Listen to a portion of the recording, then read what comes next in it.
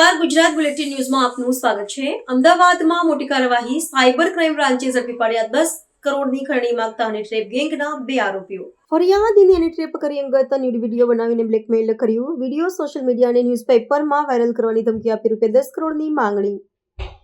પતવાટ માટે 24 કલાકમાં રૂપિયા 7 કરોડ આપવાની ધમકી। આરોપીઓ પાસેથી ડિજિટલ સાધનો જપ્ત, વધુ તપાસ ચાલુ। ફરિયાદીને આરોપી સુનિતા ઉર્ફેની રાજપૂતે હની ટ્રેપ કરી અંગત પળોનો વિડીયો ગુપ્ત રીતે રેકોર્ડ કર્યો। આ વિડીયો આરોપી અશ્વિન લક્ષ્મીકાંત ચૌહાણને આપી બંનેએ મળીને ફરિયાદીને ધમકાવ્યા। વિડીયો વાયરલ ન કરવા માટે રૂપિયા 10 કરોડની ખંડણી માંગી, નહીં તો 24 કલાકમાં રૂપિયા 7 કરોડ આપવા અથવા વિડીયો વાયરલ કરવાની ધમકી આપી। આરોપી અશ્વિન લક્ષ્મીકાંત ચૌહાણ, સુનિતા ઉર્ફે એની રાજપૂત ટેકનિકલ સર્વેલન્સ અને ડિજિટલ પુરાવાના આધારે આરોપીઓની ઓળખ કરી ઝડપી પડ્યા।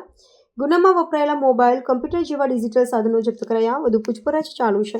અમદાવાદ સાયબર ક્રાઇમ ખાતે એક ફરિયાદ નોંધાવવામાં આવી હતી, જેમાં ફરિયાદી વિગત જોઈએ તો જે ફરિયાદી છે એમનો આજથી 4 થી 5 મહિના પહેલા જે પકડાયેલા આરોપી છે એમને એમની જાણ વગર અને એમની સંમતિ વગર એક અંગત પળોનો વિડીયો, જે ઓબ્જેક્શનેબલ વિડીયો છે એ બનાવી અને ત્યારબાદ જે ફરિયાદીનો છે એને રિસન્ટલી એમનો કોઈ અનનોન નંબરથી પહેલાં એક વન ટાઈમ સી કરીને આ વિડીયો મોકલવામાં આવ્યો હતો અને પછી એનો સંપર્ક કરીને કહેવામાં આવ્યો હતો કે આપની એક મેટર આવી છે, અગર સોલ્વ કરવી હોય તો આપ રૂબરૂમાં મળી જાઓ।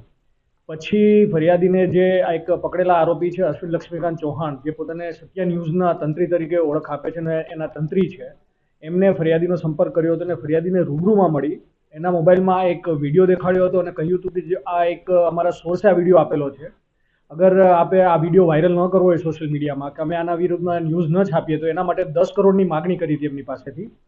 ફરિયાદીએ જ્યારે એમને કહ્યું કે આટલા પૈસા હું ના આપી શકું, એટલે પછી એમને કીધું હતું કે આપ કાલે ફરીથી મળજો અને ફરીથી એમને બીજા દિવસે બોલાવીને કહ્યું હતું, રકજકના અંતે એમને કહ્યું હતું કે આપ 7 કરોડ રૂપિયા આપો, નહીં આપો તો 24 કલાકમાં આ વિડીયો છે એ સોશિયલ મીડિયામાં વાયરલ થઈ જશે અને અમે અમારું ન્યૂઝ ચેનલ છે એના ઉપર આ વિડીયોને પબ્લિશ, અને તરત જ રાતે આ બાબતમાં એફઆઈઆર દાખલ કરી અને 2 આરોપીની ધરપકડ કરવામાં આવી છે। જેમાં પ્રથમ આરોપી છે એ અશ્વિન લક્ષ્મીકાંત ચૌહાણ છે, પોતે સત્ય ન્યૂઝના તંત્રી છે અને નેશનલ એનસીપી જે પાર્ટી છે એના ગુજરાત પ્રદેશના ઉપપ્રમુખ છે।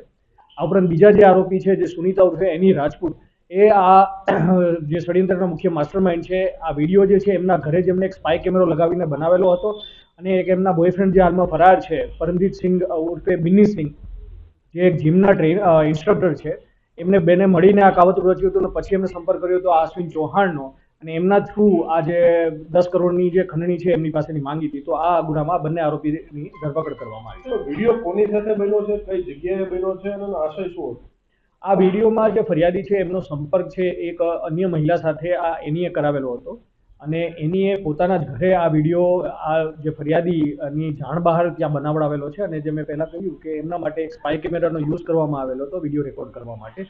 અને એમનો આશય પહેલેથી જ આ વિડીયો બનાવવાનો આશય હતો, કેમ કે એમની જાણ બહાર આ વિડીયો બનાવેલો છે, which is violation of privacy under the IT act, એટલે અને પહેલેથી જ જે ગુનાહિત કાવતરાનો જે મુખ્ય આશય હતો એ જે ફરિયાદી પાસેથી છે પૈસા પડાવવાનો હતો। ડીલ કેટલો સમય થઈ છે? આ જે છે વિડીયો જેમ છે એ 5 થી 6 મહિના પહેલા બનેલો છે। ત્યારબાદ જે ફરિયાદીનો સંપર્ક જે છે હમણાં લાસ્ટ 1 મહિનાથી કરવામાં આવેલો હતો અને છેલ્લા 2 થી 3 દિવસમાં જે 10 કરોડથી પછી 7 કરોડની માંગણી કરવામાં આવેલી, એ જે ફરિયાદ થઈ છે એમના 2 દિવસ પહેલા જ કરવામાં આવી હતી। આગળ તપાસ આપણે શું કરીશું?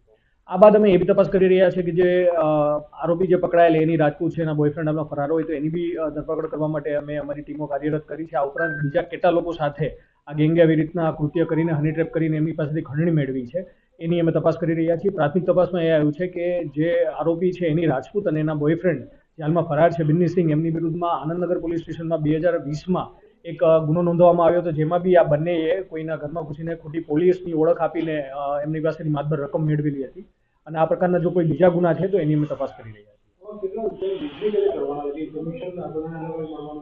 કેમ કે હજી કોઈ પૈસા એમને મળેલા નથી એટલે અન્ય બી એક આરોપી હજી ફરાર છે, મળીએથી આ પૂરા ષડયંત્રમાં કોનો કેટલો રોલ છે એ વિગતો આગળ જણાવ।